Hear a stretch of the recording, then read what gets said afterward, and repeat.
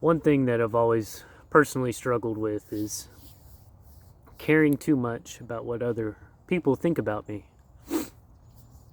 And this has manifested in intense anxiety and procrastination and the biggest fears you can imagine, or I can imagine, leading up to public speaking or whatever it is, if it involved another person and how they might perceive me.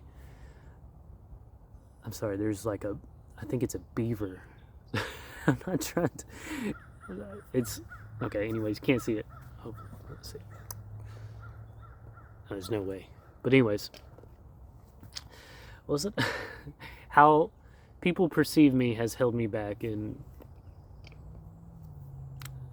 that beaver got me off track, man. I hope you don't think I'm dumb. But how people perceive me has held me back in so many different times of life, and public speaking being the number one fear of the world kind of speaks to the fact that maybe I'm not alone. And so I hope this might help somebody else that is possibly struggling and has anxiety based, which I think a lot of anxiety is based on just how you think other people are looking at you and how they're perceiving you.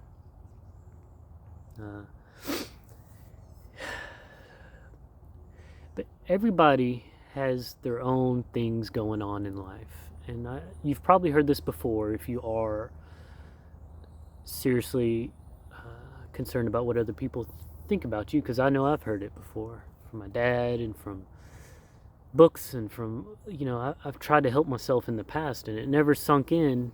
Well, the only thing that kind of helped, I think, was just getting older for me personally. But if this lesson could have sunk in, and I'm not saying it's gone, by the way. I deal with social anxiety and how people worried about how people look at me all the time, but it doesn't keep me as much from doing things as it used to. And so I hope this helps in that aspect, where if it's holding you back from doing things, it's a problem if it does it too much, right? Always try to push back on this, because it is a hindrance if you can. Everybody, and here's the main point, everybody has their own life, their own worries, and everybody also fears the same things. With public speaking being the number one fear, that tells you that you're in a room full of people, you're probably going to be in a room full of people that are experiencing at least somewhat the same things you are.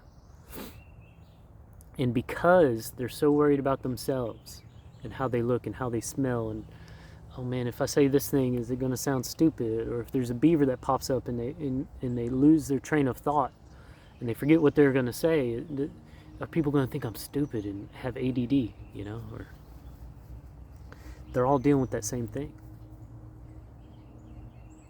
They're so involved in that they're not worried about you.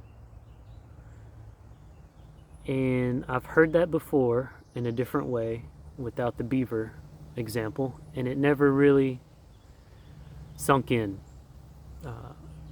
From the surface level, I was like, man, I wish I could be those people that actually applied to, but I have deeper issues. It's all the same. It comes from the same source. And that's inside. There's a fear inside, and there's a fear of judgment. And that fear of judgment is what creates this issue. But once it sinks in that everybody is judging themselves way more,